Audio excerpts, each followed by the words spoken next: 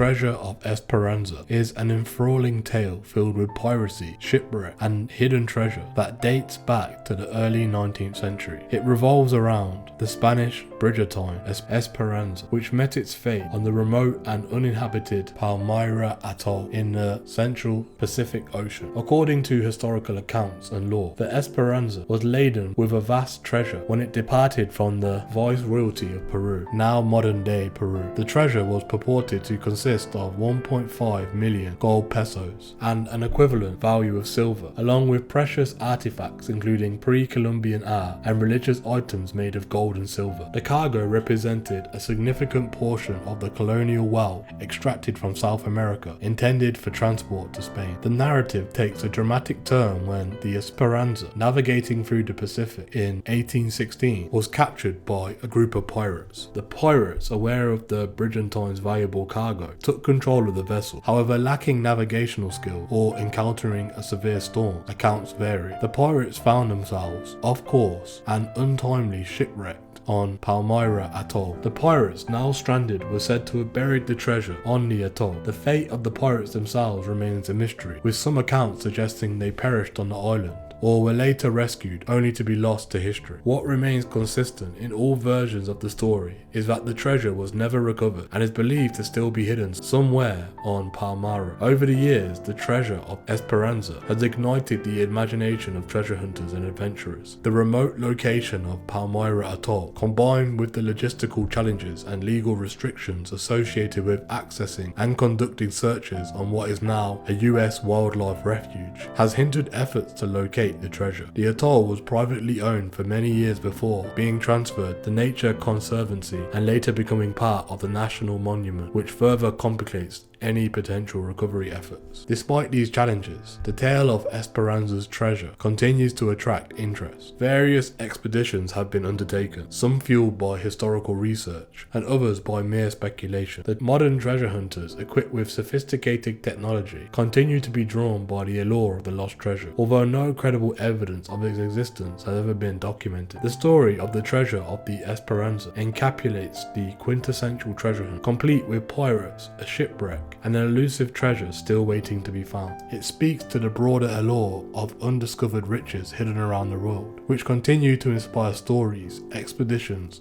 and dreams of fortune. Whether fact or embellished legend, the treasure of Esperanza remains one of the greatest unsolved treasure mysteries of the Pacific.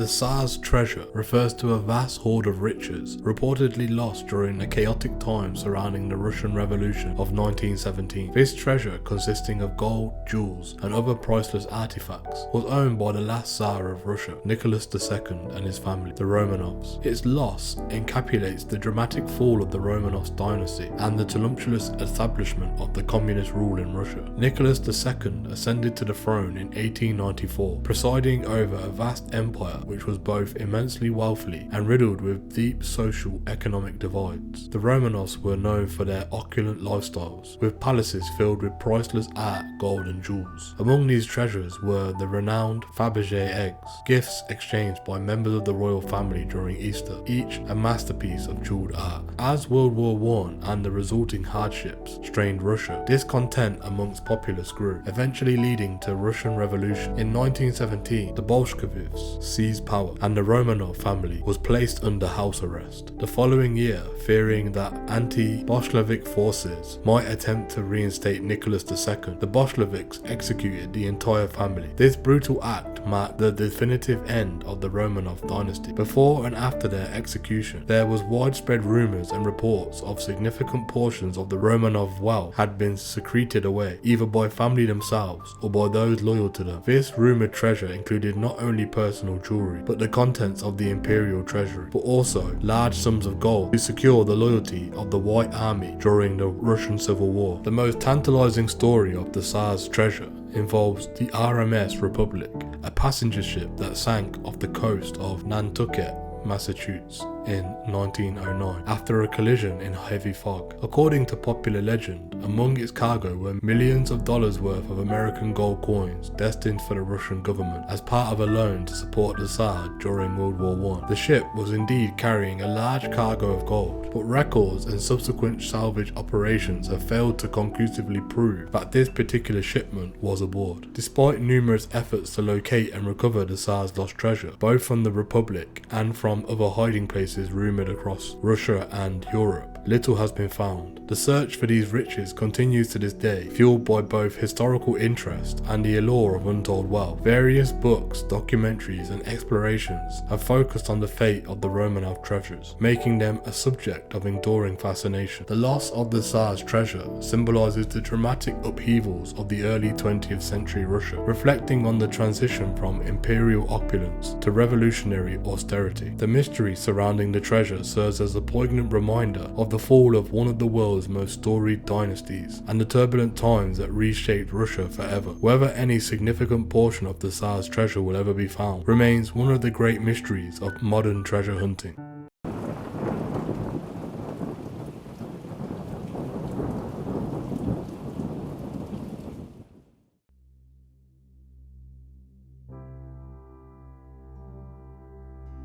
Twin sisters are a pair of historically significant cannons that played a pivotal role in the Texas Revolution, specifically in the Battle of San Jacinto, the decisive engagement that led to Texas securing its independence from Mexico in 1836. Named for their identical construction, the twin sisters are enveloped in legend and symbolize the spirit of the Texan struggle for independence. The story of the twin sisters begins in Cincinnati, Ohio, where local supporters of the Texan cause decided to assist the revolutionaries by providing them with artillery. In late 1835, amidst rising tensions and early conflicts in Texas, the citizens of Cincinnati funded the casting of two 6-pounder cannons. These cannons were shipped down the Mississippi River and across the Gulf of Mexico to reach the Texan rebels in early 1836.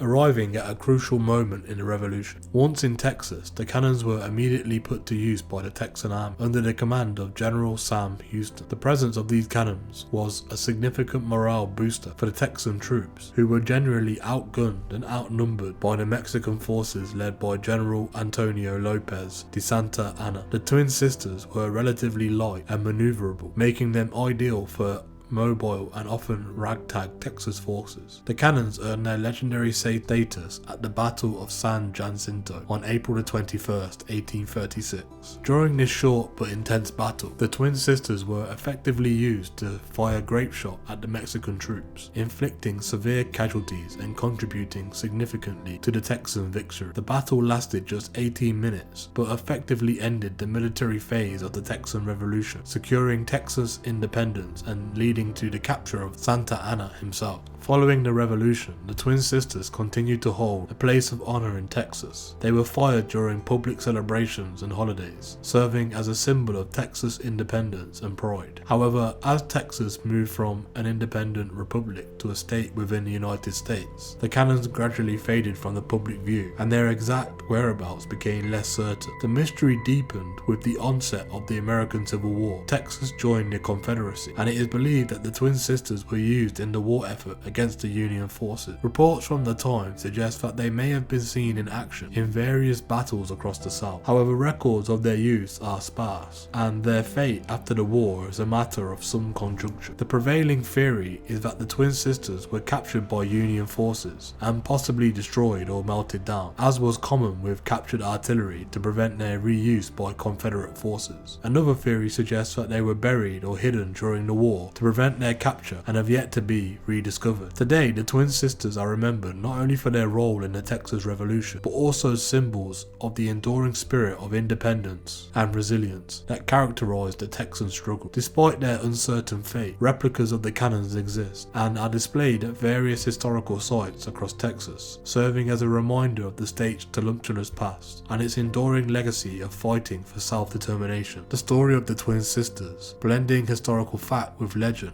continues to be a poignant chapter in the larger narrative of Texas history.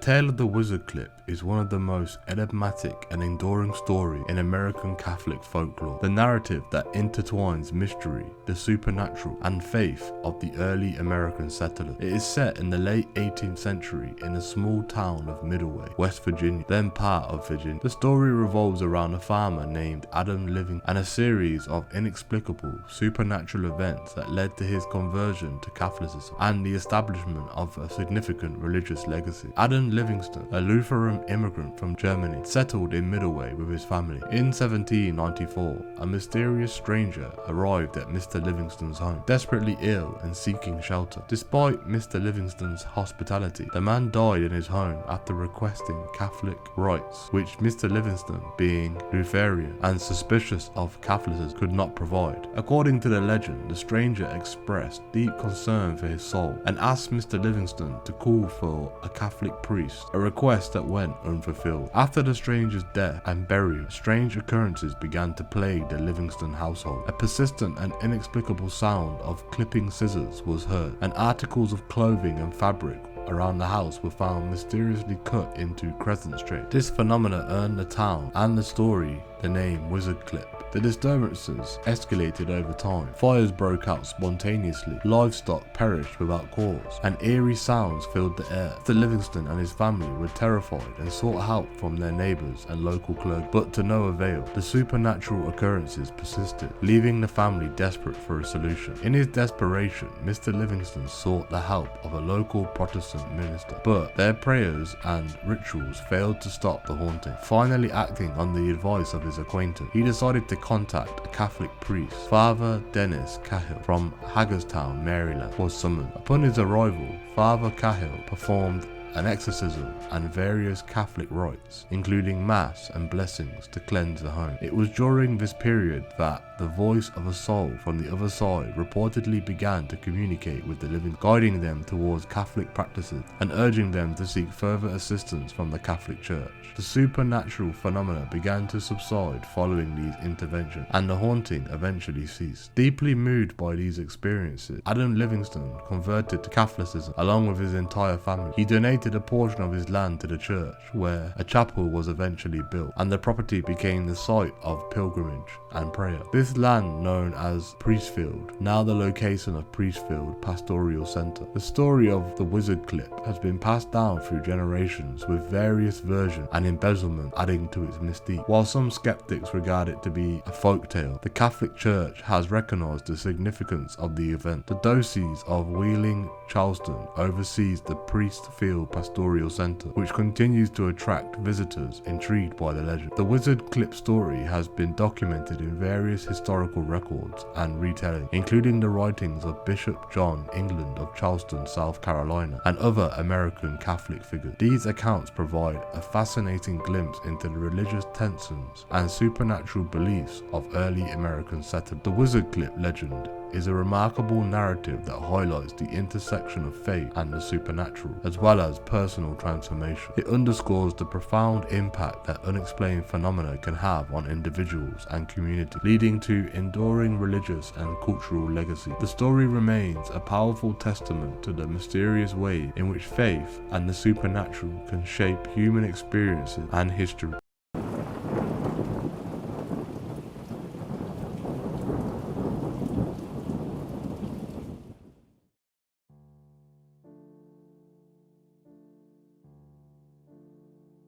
The Isabella Stewart Gardner Museum heist, which occurred on March 18, 1990, stands as one of the most infamous and largest art thefts in history. The theft took place at the Isabella Stewart Gardner Museum in Boston, Massachusetts. Two thieves disguised as police officers entered the museum under the guise of responding to a call. They subdued the security guards and executed the largest art theft in US history, making off with 13 works valued at approximately $500 million. The stolen pieces include works of renowned artists such as Vermeer, Rembrandt, Degas, and Manet. The heist began in the early hours when the thieves, dressed in police uniforms, convinced the museum's security guards that they were investigating a disturbance. Once inside, they quickly overpowered the guards, handcuffed them, and secured them in the basement. With no alarm system connecting the artworks to the police or any external security firm, the thieves had ample time to select their targets carefully and remove them from their frame. Among the stolen art were Vermeer's The Concert, one of only 34 known works by the artist and considered one of the most valuable stolen paintings in the world. Rembrandt's The Storm on the Sea of Galilee, his only known skiscape, and other priceless pieces. The thieves' selection appeared opportunistic,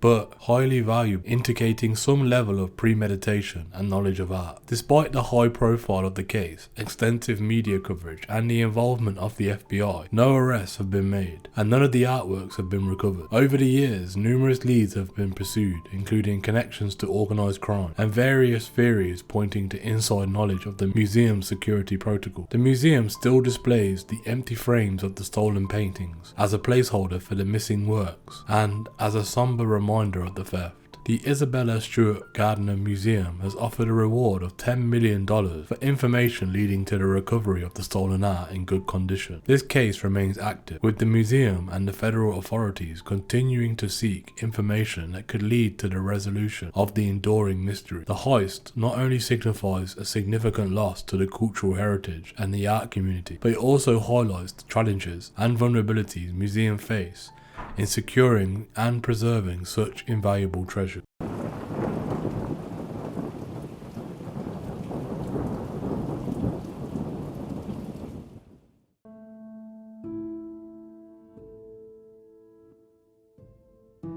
The legend of Tokugawa's buried treasure involves a vast fortune rumored to have been hidden by the Tokugawa shogunate during the waning days of its rule in Japan. This treasure is said to consist of gold, precious stones, and other valuable artifacts amassed over nearly 270 years of Tokugawa rule, which began with Ieyasu Tokugawa's victory at the Battle of Sekigahara in 1600 and ended with Meiji restoration in 1868. The Tokugawa shogunate, also known as the Edo period, was marked by unprecedented economic growth, strict social order, and isolationist foreign policy, which collectively contributed to a long period of peace and stability. Under the Tokugawa regime, the arts flourished, and the accumulation of wealth, particularly by the ruling class, reached new heights. It was during this time that the shogunate and its various daimyos, feudal lords, would have had the opportunity to amass considerable treasures. The legend particularly focuses on the last days of the shogunate, when the Tokugawa family, realizing the imminent threat of overthrow by forces loyal to the emperor, who sought to restore imperial rule and modernize Japan, allegedly began to hide their vast wealth, fearing that their assets would be seized by incoming governments. Members of the Tokugawa family are said to have buried numerous caches of treasure at secret locations throughout Japan. One popular version of the legend centers around Tokugawa Ieyasu, the founder of the shogunate, who is said to have buried a massive treasure on Mount Akagi, located in present-day Gunma Prefecture. This treasure is purportedly hidden to ensure the financial stability and continued influence of the Tokugawa family, even in the event of their political downfall. Another story involves Tokugawa Yosubitsu, the last shogun, who allegedly ordered the burial of the treasure around various locations as the power of shogunate waned. These tales often describe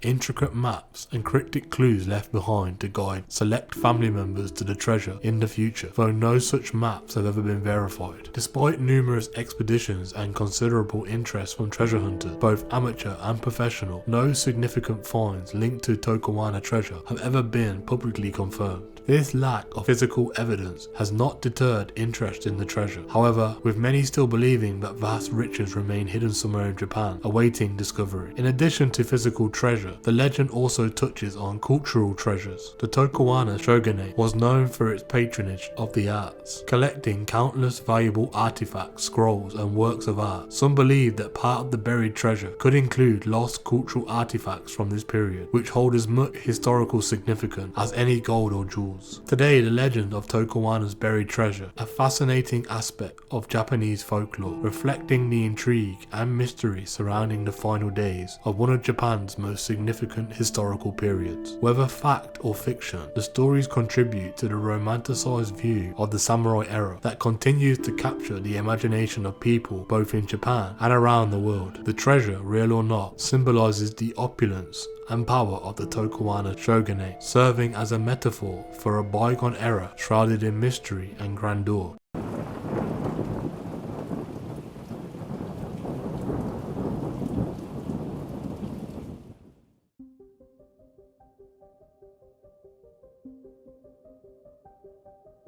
Amaro Prago, born Amaro Rodriguez Felipe y Tejera Machado, was one of the most famous and successful privateers of the 18th century, hailing from the Canary Islands. Known for his exploits at sea, Prago was equally renowned for his legends surrounding his hidden treasure, which continues to captivate treasure hunters and historians alike. Born in San Cristobal de la Laguna on Tenerife, Amaro Prago quickly rose to prominence through his activities in the Caribbean and the Atlantic, operating under the letter of Marquis from the Spanish crown. This allowed him legally to attack and loot enemy ships, primarily during the War of the Spanish Succession and beyond. His success at sea brought him considerable wealth, part of which he invested in charitable and religious endeavors on his home island of Tenerife. The legend of Amaro Prago's treasure stems from his dual life as both a respected citizen and a fearless privateer. It is said that over the years, Prago amassed a considerable amount of wealth, which included gold, silver and jewels, and other valuable items collected from his numerous conquests. The exact amount and nature of this treasure have been subject to much speculation, as detailed records of his loot were never made public, and Prago was known to be secretive about his wealth. According to local law and some historical accounts, Prago never fully disclosed the locations where he hid his treasure. Speculation suggested that much of it was buried or hidden in various locations around the Canary Islands, particularly around Tenerife. Some stories suggest that parts of his treasure were concealed in caves or along rocky coastlines, where others believe it might be hidden within his mansion or on his grounds in La Laguna. One of the most interesting aspects of Amaro Prago's treasure legend involves his relationship with the church. Prago was a devout Catholic and made significant donations to the church, which some speculate may have included part of his treasure. He was particularly close with Sister Maria de Jesus, known as Lycia Vita, a nun considered for sainthood, whose body remains incorrupt in the convent of Santa Catalina in La Laguna. This connection to religious figures has led to theories that some of the treasure could be hidden within the religious sites in Tenerife. Amaro Prago died in 1747 and was buried in the church of Santo Domingo in San Cristobal de la Laguna. He left behind a will that details some of his possessions, but made no mention of the vast treasure that legend claims he possessed. This has led many to believe that much of his wealth was indeed hidden and remains undiscovered. In recent years, there have been several expeditions and searches aimed at uncovering the lost treasure of Amaro Prago. These efforts have been fueled by the discovery of old documents, maps, and accounts that are believed to point to the possible locations of the treasure. Yet despite these efforts,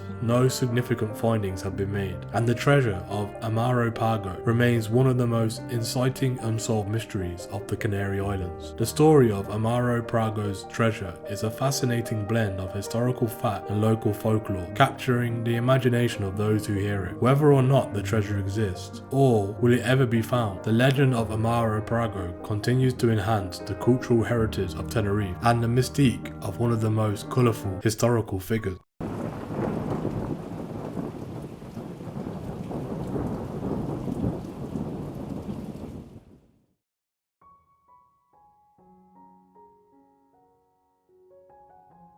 Cross is a famous piece of treasure associated with an incredible discovery and a dramatic fair, encapsulating a real-life pirate story from the modern era. This emerald-studded gold cross was discovered in a shipwreck off the coast of Bermuda and subsequently stolen in a daring heist, leading to its legendary status amongst lost treasure. The story begins in 1955 when Teddy Tucker, a pioneering treasure hunter and diver, discovered the wreck of San Pedro, a Spanish galleon that sank in 1592 1894 near Bermuda. Among the artifacts recovered from the ocean floor, Tucker found an extraordinary beautiful and valuable piece, a gold cross inlaid with a large flawless emerald at the center and several smaller emeralds decorating its arms. The cross was a remarkable find, not only because of its age and the quality of the gemstone, but also due to its excellent preservation state. The cross quickly became known as Tucker's Cross, and it was celebrated as one of the most significant finds in history of underwater archaeology. It was featured in several exhibitions and became a symbol of Bermuda's rich maritime history. The government of Bermuda even showcased Tucker's Cross in promotional materials as a treasure of the island, drawing tourists and history enthusiasts alike. However, the story took a twist in 1975, shortly before a scheduled visit by Queen Elizabeth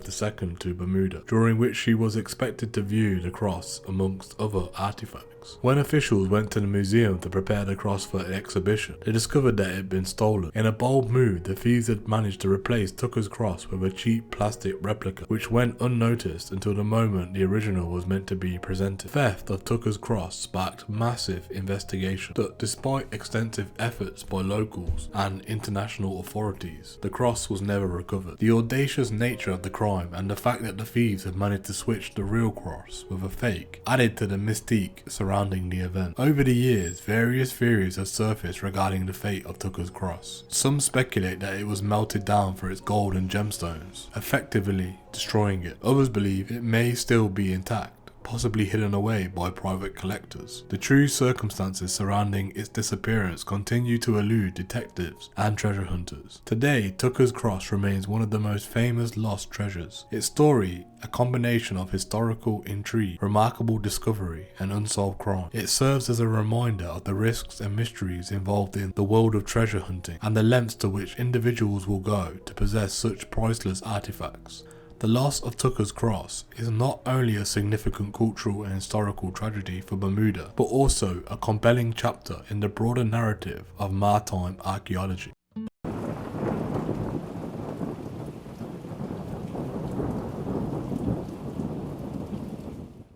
The concept of miracles has fascinated humanity for millennia, representing events that seem to transcend the ordinary laws of nature and elude scientific explanation. In various cultures and religious traditions, miracles are often seen as signs of divine intervention, manifesting in ways that inspire awe, faith, and wonder. These extraordinary occurrences challenge our understanding of the physical world, prompting both believers and skeptics to seek explanations for phenomena that appear to defy logic and reason. While some miracles have been investigated and debunked, many remain shrouded in mystery, with their origins and mechanisms continuing to elude scientific scrutiny. Miracles can take many forms, from inexplicable healings to supernatural apparitions to physical transformations and preserved relics. They are often associated with religious figures, sacred sites, and moments of profound spiritual significance. Despite advances in science and technology, certain miracles resist empirical validation, maintaining their enigmatic status and continuing to captivate the human imagination.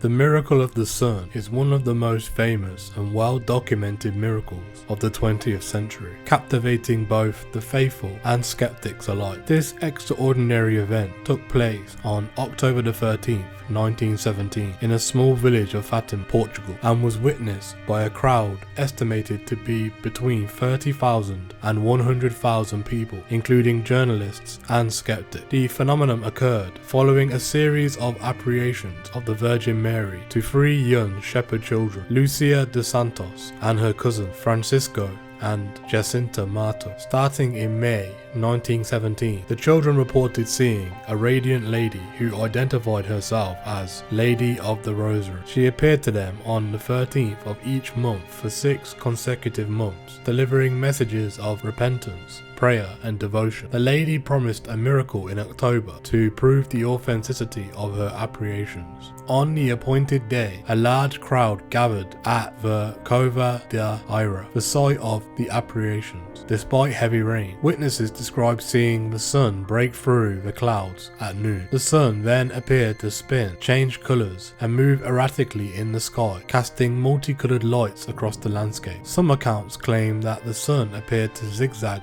towards the earth, causing the onlookers to fear an imminent collision. Remarkably, despite the intense visual phenomenon, no one reported any eye damage. The event lasted about 10 minutes before the sun returned to its normal state. The ground and the people, which had been soaked in rain, were reported to be dry almost instantly after the event. The miracle of the sun was extensively covered in the Portuguese press, and some skeptics who were present were left astounded. Various explanations have been proposed over the years, ranging from mass hallucination to psychological phenomena to unusual meteorological events. However, none of these theories have satisfactorily explained the sheer scale, consistency, and physical effects of the event as reported by numerous witnesses. The Catholic Church officially recognized the miracle of the sun as a genuine miracle in 1930, further cementing its significance in religious and cultural history of the 20th century. The miracle of the sun remains an enduring symbol of divine intervention for many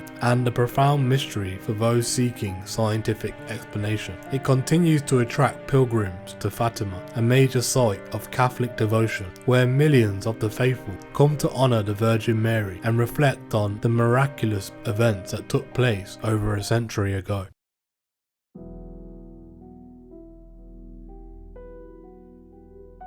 The Shroud of Turin, housed in the Cathedral of St. John the Baptist in Turin, Italy, is perhaps one of the most studied and controversial religious artifacts in the world. This ancient linen cloth bears a faint, mysterious image of a man who appears to have suffered physical trauma consistent with crucifixion, leading many to believe it is the burial shroud of Jesus Christ. Despite extensive scientific analysis, the origins of the shroud and the method by which the image was created remain unsolved, making it an enduring symbol of faith and mystery. The documented history of the shroud begins in the 14th century, when it appeared in the possession of a French knight, Geoffroy de Charny, who displayed it in a church in Lille, France. The shroud quickly attracted attention and veneration, but also skepticism and controversy regarding its authenticity. It was moved to Turin in 1578, where it has remained ever since.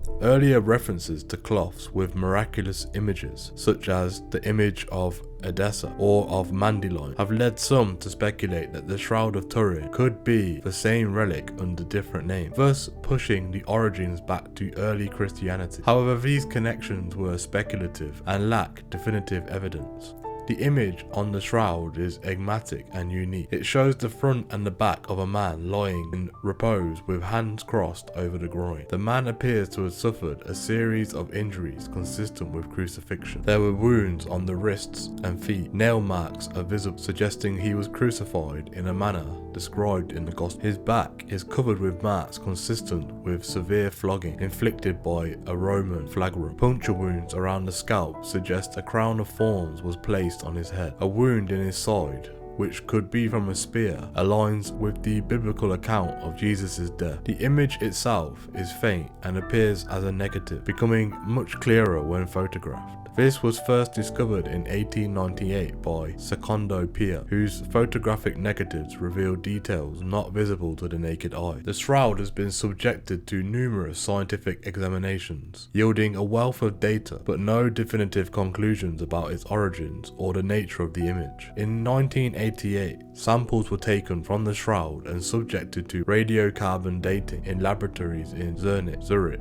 Oxford, and Tuscan. The results indicated a date range of 1260 to 1390 AD, suggesting the shroud was a medieval creation. However, critics argue that the sample may have been contaminated or taken from a section that was repaired in the Middle Ages, not from the original cloth. Studies of pollen grains trapped in the fibers of the shroud have identified plants native to the Middle East, particularly around Jerusalem, suggesting the shroud could have originated there. The weave pattern, the rare herringbone twill, has also also been cited as consistent with 1st century cloth. Traces of human blood have been found on the shroud, specifically of the AB blood type, which is relatively rare but more common in the Middle East. These findings support the hypothesis that the shroud was used to wrap a crucified man. However, the degradation and contamination over centuries make definitive conclusions difficult. Various theories have been proposed to explain how the image was formed. Hypotheses range from natural chemical reactions to artistic techniques to more exotic ideas such as a burst of radiation at the moment of resurrection. Despite numerous experiments, no one has successfully replicated the shroud's image under conditions that align with all its known characteristics. The authenticity of the Shroud of Turin remains subject to fierce debate. Radiocarbon dating results have led many to conclude that the shroud is a clever medieval forgery created to attract pilgrims and veneration. Proponents of this theory suggest it could have been made using artistic techniques or early photographic methods. Many believers argue that the shroud is indeed the burial cloth of Jesus, pointing to the detailed anatomical and pathological accuracy of the wounds, the presence of the Middle Eastern pollen, and the unique characteristics of the image as evidence of its authenticity. Some researchers propose the shroud is created by natural phenomena that we do not yet fully understand, potentially involving complex chemical reactions. Others suggest it may have been a burial cloth of a crucified man, but not necessarily Jesus. Regardless of its origins, the Shroud of Turin holds immense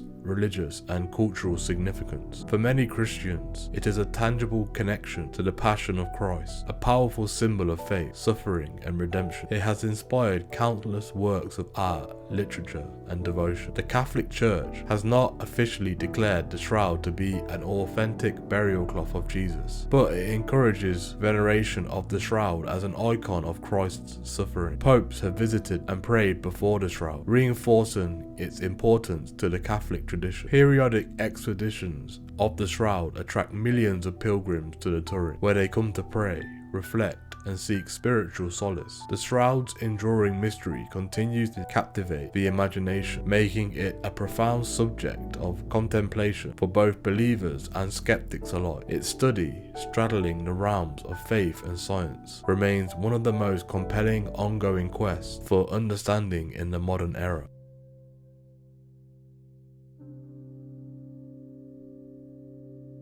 The phenomenon of incorruptibility, where the bodies of certain saints remain remarkably well preserved years or even centuries after death, is one of the most compelling and mysterious aspects of Catholic mystiology. Unlike natural mummification or embalming, these bodies show little or no signs of decomposition, which has been interpreted by many as a divine sign of the sanctity of the individual. The phenomenon of incorruptibility has been reported for centuries, with some of the earliest and most famous cases occurring in the Middle Ages. These incorruptible saints are often found during the exhumation of their remains, either from reburial or in more honoured location, or for canonization investigations. The Catholic Church does not officially consider incorruptibility a miracle or a definitive proof of sanctity, but it often treats such cases with great reverence. One of the most famous cases, Saint Bernadette's body was found incorrupt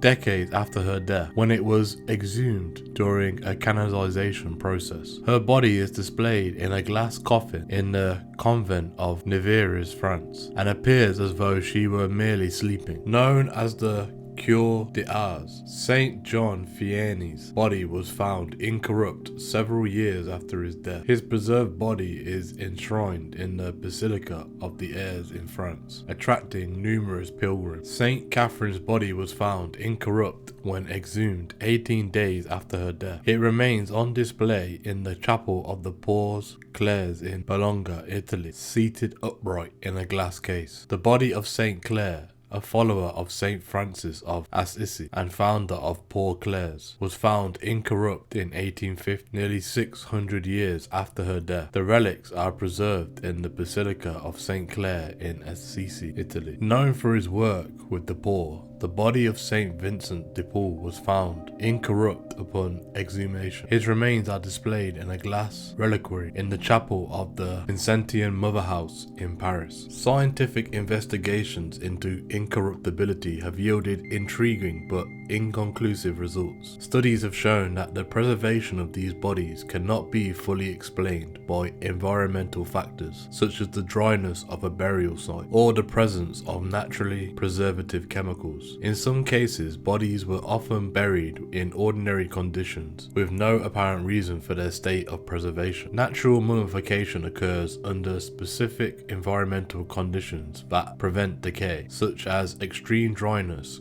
cold, or salinity. In contrast, incorruptible bodies often do not fit these criteria and show a different form of preservation, often with supple skin and a lifelike appearance. Research into the microbial activity in incorruptible bodies has not provided clear answers. While some scientists suggest that the lack of bacteria or specific conditions that inhibit microbial growth could play a role, these factors do not fully account for the phenomenon. For many believers, the incorruptibility of the saints is a sign of divine intervention and a testament to the holiness of the individual. These bodies are often venerated as relics, and their preservation is seen as a sign of God's favour. The Catholic Church views incorruptibility as a phenomenon worthy of its respect and reverence, but does not officially declare it to be miraculous. Skeptics argue that the preservation of these bodies could be due to unknown natural processes or accidental preservation methods. They point out that in some cases, partial embalming or environmental factors may have contributed to their preservation, though these explanations do not cover all instances. The incorruptible bodies of the saints remain one of the most intriguing and unexplained phenomena within religious and scientific community. Whether viewed as a divine sign or enigmatic natural occurrence, these bodies continue to inspire faith and curiosity, drawing pilgrims and researchers alike to explore the mysteries of incorruptibility.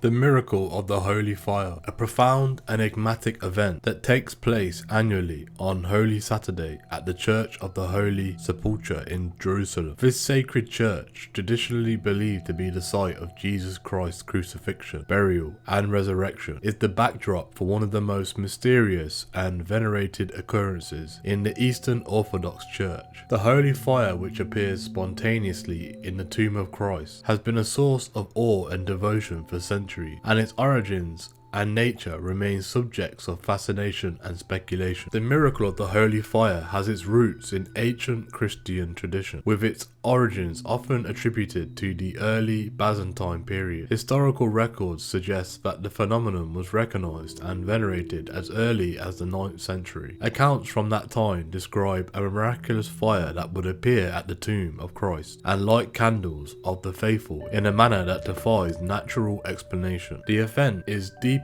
entwined with the liturgical celebrations of Pascha or Easter, marking the resurrection of Jesus Christ, which is the most significant event in the Christian calendar. According to tradition, on the morning of Holy Saturday, the Patriarch of Jerusalem, representing the Orthodox Christian community, enters an edicule, a small structure within the Church of the Holy Sepulchre, and encloses the tomb of Christ. The church is usually dimly lit, and the Patriarch prays and waits in the tomb for the appearance of the Holy Fire. The ritual is conducted in a highly solemn and ceremonial manner, with the belief that the divine light will miraculously descend from heaven and ignite candles and lamps held by the Patriarch and other clergy. The appearance of the Holy Fire is said to be sudden and spectacular. Pilgrims and observers report witnessing the fire appearing without any natural source of ignition. The fire is believed to light up candles and lamps that have been prepared in advance, and it is said to spread quickly to all the candles held by the faithful. The flame is perceived as a divine sign of Christ's resurrection and a symbol of divine light dispelling darkness. The Holy Fire is then distributed distributed to the crowd of pilgrims who carry it back to their homes and churches, spreading light across the world. Despite its long-standing significance and the profound faith of those who witness it, the miracle of the holy fire has been subject to scrutiny and debate. Some skeptics and researchers have sought to explain the phenomenon through natural or scientific means. There have been suggestions that the fire could have been a result of a hidden flammable material or mechanisms within the church,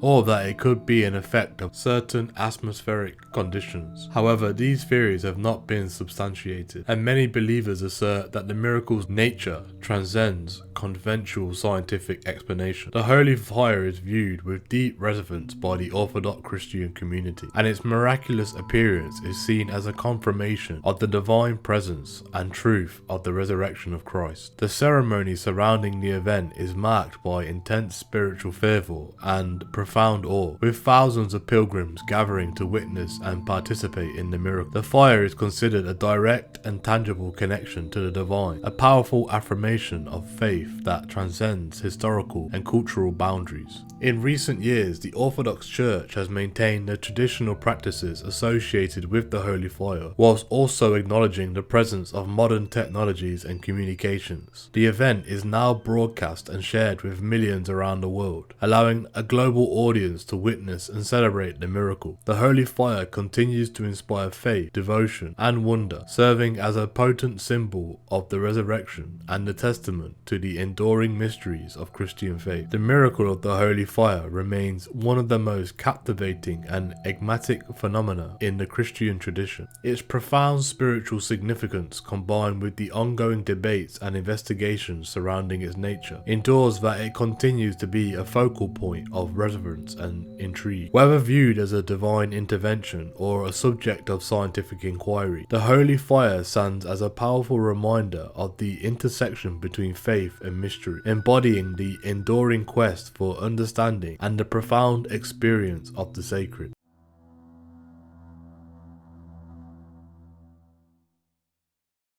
Operations at Cabello represent one of the most significant and recent episodes of Marian apparitions in the Catholic Church, taking place in the small village of Cabello located in Rwanda. These apparitions have been the subject of intense scrutiny and veneration, particularly due to their prophetic messages and the dramatic historical events that followed. The apparitions began in 1981 when a group of young people reported visions of the Virgin Mary, who identified herself as Nyina wa Jambo, or Mother of the World. The initial apparitions were experienced by a student named Alphonsine Mumurki, who later reported seeing the Virgin Mary while praying in her classroom. Alphonsine Mumurki, who later reported seeing the Virgin Mary while praying in her classroom. Over the next few years, the apparitions continued, and other young people joined Alphonsine in witnessing these visions, including Marie Claire Mukang Ango and Palai Muka Mazim Paka. These apparitions were marked by their vivid and powerful nature, with the Virgin Mary imparting messages of peace, prayer and repentance. One of the most striking aspects of the Cabello apparitions was the content in the messages conveyed by the Virgin Mary. The messages often included calls for prayer, reconciliation and conversion, but also contained prophetic warnings about impending suffering and disaster. The visionaries reported that the Virgin Mary warned of violence and turmoil that would befall Rwanda, urging the people to turn back to God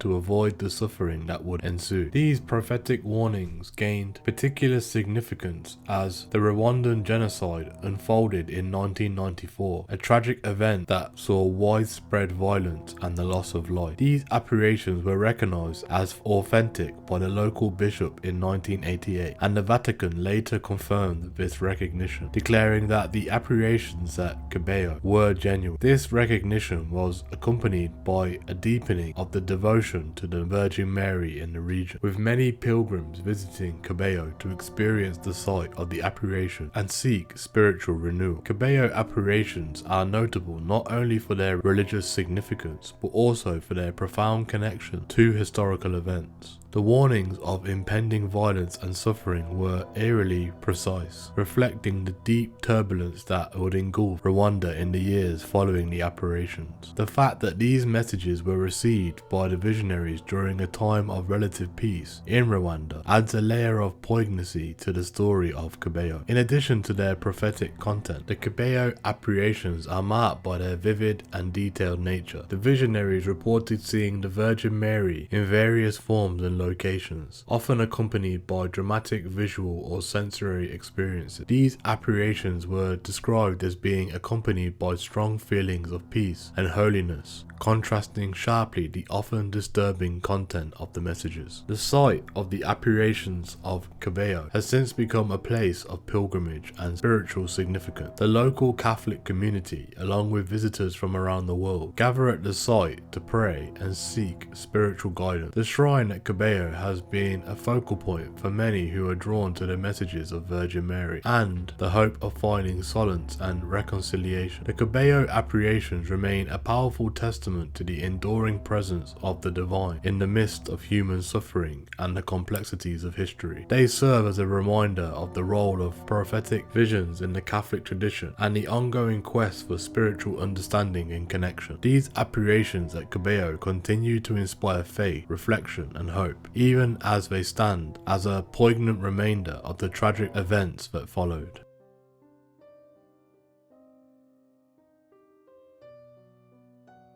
The miracle of the missionary cross is a compelling and lesser known event that took place in Colombia in 1986, demonstrating what many believe to be a profound instance of divine protection and intervention. This miracle centers around a crucifix and a missionary, and it offers a remarkable narrative of faith and survival against the overwhelming odds. In the tumultuous landscape of Colombia during the mid-1980s, the country was embroiled in a series of conflicts involving guerrilla groups, drug cartels and government forces. The violence and instability of the period posed significant risks to individuals, particularly those who ventured into remote or conflict-ridden areas. It was against this backdrop of danger and unrest that the miracle of the missionary cross occurred. Father Alfonso Maria de la Cruz, a Catholic missionary known for his dedication to serving impoverished communities, was actively involved in pastoral work in one of the most volatile regions of Colombia. His mission was to bring spiritual support, aid, and hope to people who were caught in the crossfire of political and criminal violence. Despite the constant threat to his life, Father Alfonso's commitment to his mission remained unwavering. One fateful day in 1986, while traveling through a particularly dangerous area, Father Alfonso and a small group of companions were ambushed by a guerrilla group. The attackers, armed and ruthless, sought to seize control of the area and intimidate the local population. As the guerrillas approached, it became clear that Father Alfonso and his group were in grave danger. In the face of imminent violence, Father Alfonso clutched a crucifix, a symbol of his unwavering faith and commitment to his mission. The crucifix, a simple but powerful representation of Christ's sacrifice, was an integral part of his spiritual life and work. It was not just a religious artifact, but a source of strength and solace in times of profound crisis. The guerrillas, seeking the crucifix, initially seemed to be enraged by its presence. They demanded that Father Alfonso hand it over,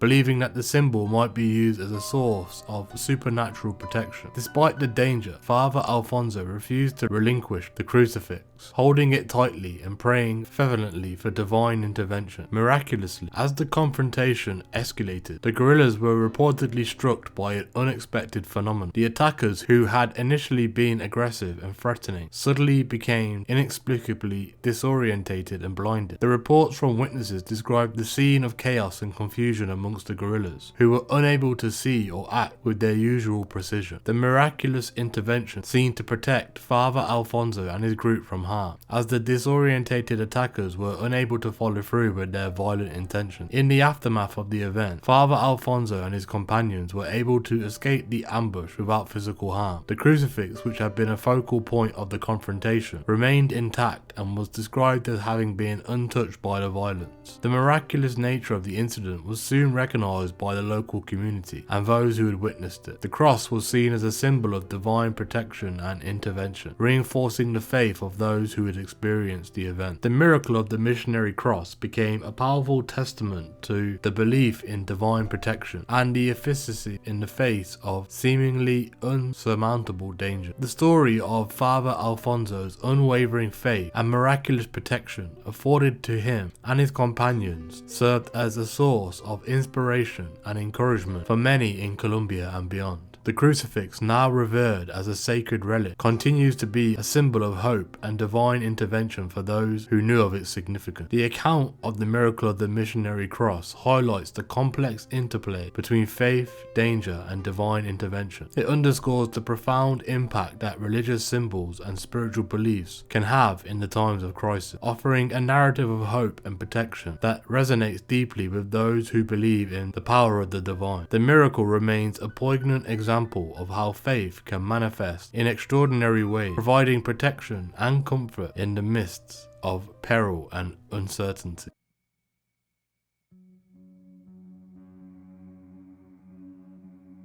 The miracle of Lanciano, a profound event in history of the Catholic Church, is celebrated for its extraordinary and enduring demonstration of faith. Occurring in the 8th century, it remains a significant phenomenon, illustrating the deep belief in the real presence of Christ in the Eucharist, a core tenet of Catholic doctrine. The miracle is centered around the Eucharistic celebration in the town of Lanciano, located in the Abruzzo region of Italy. The story begins in the 8th century during the reign of the Byzantine Emperor Leo III. A Franciscan monk who was struggling with the doubts about the true presence of Christ in the Eucharist was performing the consecration of the bread and wine at the altar at the church of Lanciano. Despite his doubts, the priest carried out the ritual with the reverence and ritual that the sacrament demands. It was at this moment that, according to tradition, the miraculous event occurred. As the priest uttered the words of consecration, "This is my body and this is my blood," he witnessed a transformation that transcended theological conception. The consecrated bread and wine, instead of remaining as mere elements of sacrament, turned into tangible physical substances. The bread transformed into human flesh and the wine turned into real blood. This extraordinary phenomenon was not a temporary illusion, but a lasting miracle that would endure through the centuries. The flesh was described as being visibly and palpably human, exhibiting the properties of muscle tissue and remaining incorrupt over time. The blood, similarly, was found to colligate into 5 distinct clots of varying sizes. This extraordinary event was witnessed by the entire congregation, and the initial shock gave way to profound religious awe. The monk, initially filled with doubt, was converted to unwavering faith, and the miraculous occurrence served to affirm the doctrine of the real presence for the faithful. Following the miracle, the local bishop and church authorities conducted an investigation to verify the authenticity of the event. The findings were thoroughly documented and the miracle was officially recognized by the church. The relics were carefully preserved and displayed in the church, which became a place of pilgrimage and veneration. Over the centuries, the relics were subjected to scientific examination, and the findings consistently confirmed their miraculous nature. In the 1970s, a series of scientific tests were conducted on the relics of the miracle of Lanciano. The studies, conducted by Dr. Eduardo Linoli, an Italian scientist and professor of anatomy and histology, used advanced techniques to analyze the blood and flesh. Dr. Linoli's analysis confirmed that the flesh was indeed human, myocardial tissue, which is part of the heart, and the blood was of the same type.